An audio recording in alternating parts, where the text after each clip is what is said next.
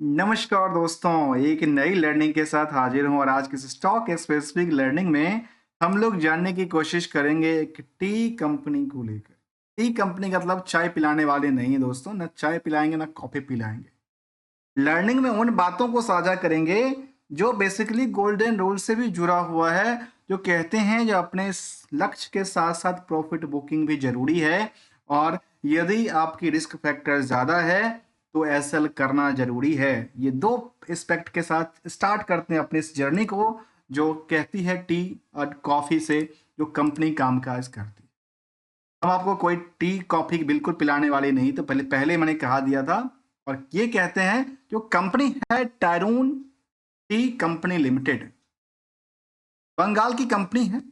और जहां तक टी मैन्युफैक्चर टी जो प्रोसेस का काम होती है, टी का जो जो प्रोसेसिंग का काम है या फिर टी मैन्युफैक्चर कह सकते हैं कि टी का सारे के सारे जो एग्रीकल्चर से क्रिएट होती है, सारे के सारे बंगाल और उसी साइड में होती है। तो चलिए, कंपनी यदि बंगाल की कंपनी है तो वेस्ट बंगाल कंपनी है टायरून टी।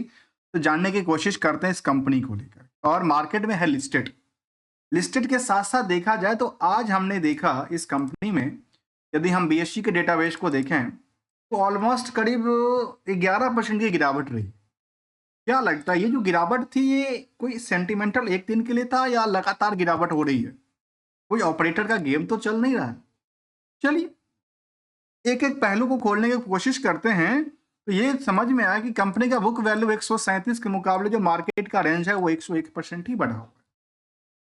जबकि हायर टू हायर इस कंपनी के स्टॉक प्राइस 172 तक गई थी, लोअर साइड में 81 तक को टच किया था। इंट्रिंसिक वैल्यू 115 कहती है। इंडस्ट्रियल की पीई के मुताबिक कंपनी में आज भी पूरे के पूरे जगह खाली है। मैं चाय की दुकान की बात बिल्कुल नहीं कर रहा हूं दोस्तों, ना कॉफी पिलाने की बात कर रहा हूं। यहाँ पे इनके स्टॉक में जो खरीदार हैं, बेचवाली करने वाले हैं या होल्ड करने वाले लोग हैं, जो as as on time database के मुताबिक कहता हूं, उसमें अर्निंग पर शेयर के मुताबिक 19x के मुताबिक भी रहे, जहां अर्निंग 7 रुपये 23 पैसे करती है पर शेयर का। वहां पे 34 लाख की शेयर हैं, जिसकी वजह से मार्केट कैप करीब 47 करोड़ क्रिएट करती है। प्रमोटर के पास अच्छी खासी कंट्रोल है, 67% के आसपास। यहाँ पे चैलेंजिंग ये बात हुई, बंगाल की ज्यादातर कंपनी में होल्डिंग को प्रमोटर गेम की तरह यूज किया जाता है, लेकिन कुछ कंपनी की बात करूंगा। लेकिन यहाँ पे फिलहाल 67% की होल्डिंग है। डिविडेंड का कोई ट्रैक रिकॉर्ड नहीं, आरओसी करीब 6 से लेकर 8% की बात कहती है। तो डेट इक्विटी 0.10 और करंट रेशियो के नंबर काफी ज्यादा। तो मुझे लगा कि शायद डॉट पर इनका डॉट स्टैंडिंग पार्ट काफी ज्यादा होगा, लेकिन ऐसा नहीं दिखती है। आउटस्टैंडिंग पार्ट को देखा जाए तो नेट इनकम मार्जिन के बेसिस पे केवल 63% की आंकड़ा कहती है। और ओवरऑल बिजनेस जो है, चाय प्रोडक्शन, चाय बेच करके कंपनी चाय कॉफी बेच करके 6% की कमाई को सेव कर पाती है। यदि कंपनी के बारे में देखा तो कंपनी 1890 में बनी थी। इतनी पुरानी कंपनी सोचिए, 1890 में बनी थी Tyroon tea limited, engaging in the cultivation, manufacturing and sale of tea brands को लेकर कंपनी का कारोबार रहा। इतनी पुरानी कंपनी है तो मार्केट कैप केवल 47 करोड़ का ही आंकड़ा दर्ज करती दिखती है। चलिए, कुछ पहलू की तरफ समझने की कोशिश करते हैं। टी और कॉफी को लेकर के हमने पहले कहा, इनकी चार्ट ग्राफ से ये देखने को मिला जो कंपनी का जो परफॉर्मेंस लेवल है स्टॉक का, वो पीरियड ऑन पीरियड बेसिस पे लगातार नई ऊंचाइयों की तरफ क्या कर रही है, रेस लगा रही है। और यहाँ पे मार्केट भले ही डिप किया हो, लेकिन मार्केट तो रेस पे है, अब ट्रेंड के लिए दर्ज करती दिख रही है एट अ टाइम फ्रेम। यही टाइम फ्रेम की बात किया जाए, जब हम आगे चलकर कंपेयर करेंगे तो यहाँ से लेकर यहाँ कंपेयर करेंगे तो कुछ और आंकड़ा देगी, यहाँ से यहाँ को कंपेयर करेंगे कुछ और आंकड़ा देगी, और यहाँ से यदि गिर जाए मार्केट तो कुछ और आंकड़ा आती है। इसीलिए this is a time frame data.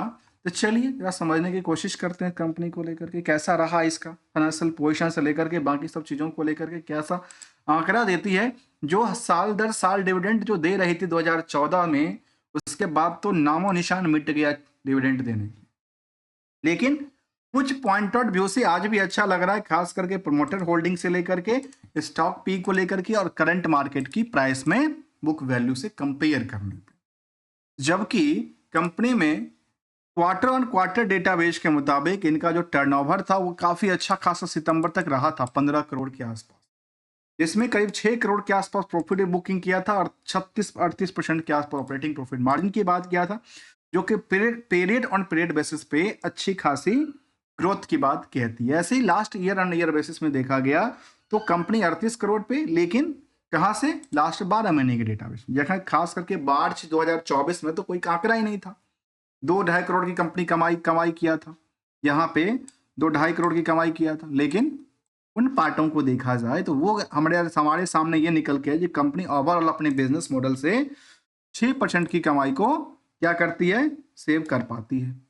चलिए, जब ये सेव कर पाती है तो कुछ अगला कदम भी देखते हैं क्या कहता है। अगली बात कहती है, जो कंपनी में जो रिस्क फैक्टर को लेकर के समझने की कोशिश करेंगे तो ट्रेंडिंग रहा है सेल्स को लेकर के अप डाउन, प्रॉफिट को लेकर अप डाउन, लेकिन स्टॉक प्राइस जो हो धीरे धीरे धीरे करके ग्रो करती दिख रही है, जबकि इसमें डिक्लाइनिंग दर्ज करती दिख रही है। इन सबकी चार्ट लेवल को बनाकर देखा है तो चार्ट लेवल कह सकते हैं कि पहले ऊपर गई, फिर नीचे गई और फिर धरातल में चली गई। ऐसे ही इसका भी आंकड़ा ऐसे ही आती है और ये भी आंकड़ा नियर अबाउट ऐसे ही चल रहा है और ये धीरे धीरे आके अप हो जाती है, फिर यहाँ पे आंकड़ा जो था वो नियर अबाउट गिर जाती है। मतलब चारों के चारों एक ही दिशा में दिख रही है। रिस्क फैक्टर के मुताबिक कंपनी में जीरो देकर रिस्क फैक्टर की बातें कहती है, लेकिन वेंडरों को पेमेंट जो है, शायद एम्प्लॉय को पेमेंट जूते घिसने का काम करवाती है। बैलेंस शीट के मुताबिक कंपनी में 4 करोड़ की कर्ज है, बहुत ज्यादा कर्ज भी नहीं था। इनको लेकर के ये सेंटिमेंट क्रिएट किया जा सकता है। यहाँ पे इनके पास जो पोजीशन था वो इस मुताबिक मार्केट में इनके जो सेट्स की पोजीशन था, अदर जो वर्किंग प्रोग्रेस है, बाकी सब चीज़ों को लेकर देखा जाए इन्वेस्टमेंट की पोर्शन तो काफ़ी अच्छा रहा है। मतलब फंडामेंटली की यदि बात करें कारोबार से तो अभी तक इनका कारोबार जो है ठीक ठाक दर्ज करती दिखी है, ना रिस्क फैक्टर की बातें कहती है, ना मार्केट में उतरा के हलचल की बातें कहती है। यहाँ पे बाकी कंपनी के कंपैरिजन, जिसमें कि टाटा कंज्यूमर्स हैं जो कि टी मैन्युफैक्चरिंग की बड़ी कंपनी के तौर पे, सीसीएल्स प्रोडक्ट हैं, और टैरून टी की बात किया तो कुछ कंपनियों के कंपैरिजन आज भी ये सस्ता रेटों में इनकी स्टॉक दर्ज करती दिखती है। सस्ता रेटों में होने के कारण जो मार्केट में डिमांड रही इसको, इस कंपनी में केवल और केवल 3 से 4 हजार निवेशक हैं। 3-4 हजार निवेशक के पास ही इसकी स्टेक है, जिसकी वजह से मार्केट में इनकी लगातार रैली है। और अभी रिसेंटली की बात करें तो कुछ जो इनके शायद बल्क डील हुआ था जिसमें कुछ लोगों ने खरीदा भी है, लगातार खरीदते जा रहे हैं कुछ मंजू गागार जिनके पास कह सकते हैं कि इन्होंने लगातार इस कंपनी में खरीदारी करती नजर आती है। टायरोन स्टी में क्या वो 17,000 लगातार खरीदने के सिलसिला चल रहा है, जबकि ऐसा नहीं है, कुछ कंपनी में बिकवाली भी करते हैं, कुछ कंपनी में खरीदारी भी करते हैं। ये इनकी शेयर होल्डिंग पैटर्न भी कुछ है क्या, तो कहते हैं इनका एक शेयर होल्डिंग पैटर्न था मार्गो फाइनेंस के अंदर 1% की, एक इनका जिक्र किया जा सकता है। इसके अलावा कुछ और दिसंबर में उसके अलावा कोई रिसेंटली अपडेट नहीं है इस कंपनी में जहाँ पे कुछ ऑपरेटर्स एंट्री किया हो। अल्टीमेटली कह सकते हैं कि प्रमोटर के अलावा जो होल्डिंग है 67% के अलावा ज़्यादातर जो होल्डिंग है कंपनी के पास वो पब्लिक होल्डिंग में है, और पब्लिक होल्डिंग में काफ़ी सारे निवेशक हैं पहले से बैठे हुए, जिनके पास करीब 5-7 निवेशक हैं, जिनमें एक निवेशक की बात करें सुपर इन्वेस्टर के तौर पे तो संगीता शाह शायद नाम है इनका, संगीता शाही शायद संगीता जी नाम निकल के आता है, जिन जो काफ़ी सुपर इन्वेस्टर हैं, अलग अलग कंपनी में उनकी काफ़ी सारे होल्डिंग्स हैं। एक बड़े निवेशक है, उनको ऐसा लगता है कि शायद मार्केट काफ़ी बेटर हो सकता है, उनकी 1% से ज़्यादा की होल्डिंग की बात कहती है।